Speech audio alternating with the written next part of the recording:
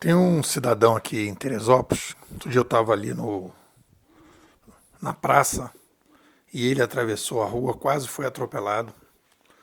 E volta e meia eu cruzo com ele. Aqui o bairro é pequeno, a gente é pouca gente. E ele é assim, você vê pela cara dele aquela vermelhidão, né? Que ele está totalmente dominado pelo alcoolismo, né? O jeito que ele anda, a forma que ele olha. Então, ali você tem um exemplo típico de uma pessoa que não teve capacidade de fazer uma reformatação. Nesse artigo, eu estou trabalhando com um conceito novo de autorreformatação. Então vamos pensar no seguinte, usando aí a animalogia da nossa querida, sugestão da nossa querida Ayn Rand, outros filósofos já usaram e eu conheci a animalogia através dela. Quando a gente se compara o ser humano com as outras espécies são instintivas. Nós, reforço isso, falei isso no artigo passado, somos a espécie mais artificial do planeta. Nesse artigo eu crio um conceito que eu estou chamando de formatação básica obrigatória. Eu estava falando de formatação básica, mas ela é uma formatação básica obrigatória.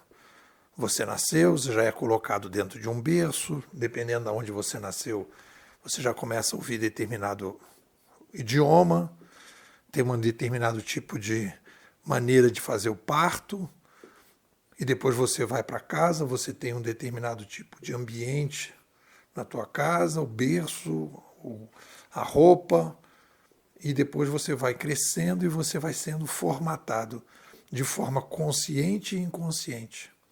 Então existe uma formatação básica, obrigatória, que o Sapiens passa. Então assim, a gente não existe, que aí no livro do Clear, que a gente está comentando aqui, Hábitos Atômicos, ele vai falar, né, o objetivo dele é ajudar a fazer mudanças nos hábitos. E aí ele vai dividir 3 tipos de mudança, são camadas que ele chama de camadas, processos, resultados e identidade. E ele diz que a mudança que você consegue fazer de maneira mais permanente é quando você muda a sua identidade. Nipo, o que é identidade?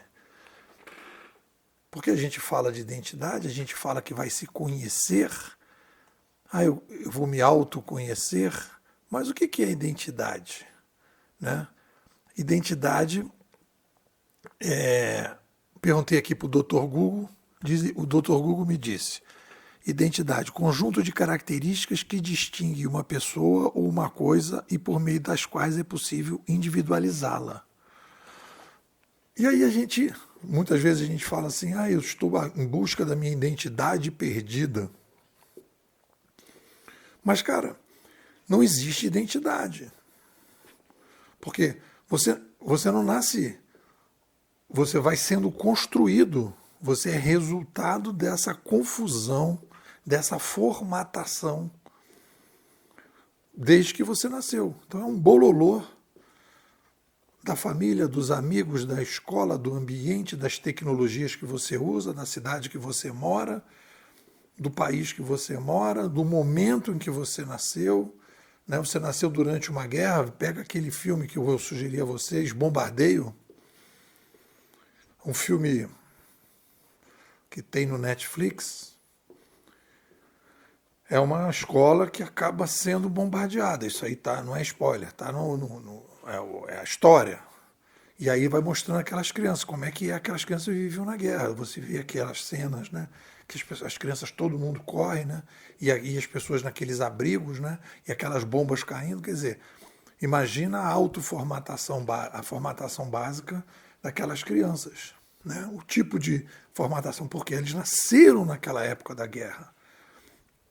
Então, dependendo da época que a criança nasce, que a pessoa nasce, ela tem todo uma opção de coisas que estão ali influenciando ela. Então, o que aparece de novo aí no artigo? A gente faz quando a gente diz que eu estou num processo de autoconhecimento, não, você não está num processo de autoconhecimento.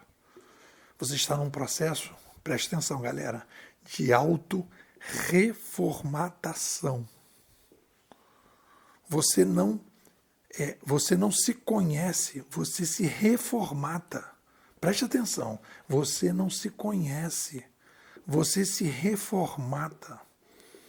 E dependendo da demanda de mudança, e aí eu coloco isso no artigo, você tem a necessidade de uma reformatação operacional, em que você vai mudar coisas, né, no dia a dia.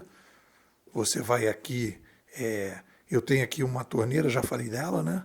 Tem uma torneira que estava aqui, tinha dificuldade de desligar, aí eu virei ela, estou olhando aqui para ela, e aí desabilitei ela. Porque toda hora eu falava assim, como é que eu evito? Então isso é uma reformatação, foi uma mudança operacional.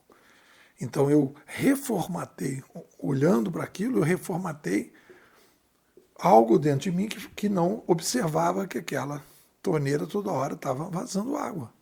Então eu fiz uma reformatação operacional. Quando eu resolvi, por exemplo, sair e dar aula em pós-graduação, eu fiz uma reformatação mais filosófica, em que eu fiz mudanças, né? Deixei de ser um empreendedor operacional e passei a ser um empreendedor conceitual. Então a gente se auto-reformata. E esse processo de auto-reformatação, que é o que diz aqui o nosso amigo Clear, no livro dele, é quando você vai rever as suas crenças, os seus valores, e aí você vai fazer uma auto-reformatação filosófica. E você vai sair de uma auto-reformatação operacional. Dependendo da situação, você não consegue ter... Não é que você precisa sempre auto-reformatar filosoficamente. Depende do tipo de mudança que está sendo demandada. Às vezes você tem uma demanda de mudança que vem de fora para dentro.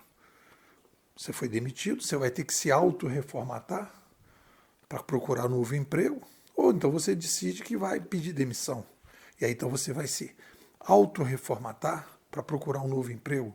Então o processo sempre é de auto-reformatação.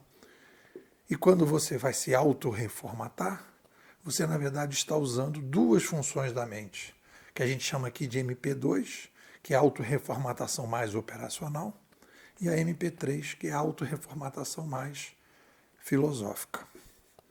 O livro é bom. É isso. O que vocês dizem? Nepô, por que uma pessoa vai entrar na Bimodais para ser aluno, para fazer parte da escola? Qual é o motivo? Acho que o principal motivo, pela experiência, a gente vai completar 4 anos, é o seguinte: as pessoas precisam ter uma visão do macro cenário para tomar decisões do micro cenário, decisões de curto e médio prazo. Tanto decisões pessoais, na sua vida pessoal, na sua vida profissional, e muitas vezes, né, se tem empresa, startups e tal, na sua vida empresarial. O que a gente apresenta? A gente apresenta um cenário geral, com foco no que está acontecendo, quais são as demandas que existem pessoais, e a gente fala aí de disruptores, a gente fala de excelência, a gente fala das mudanças necessárias, e a gente fala das mudanças profissionais. Qual é o método que a gente usa aqui na escola?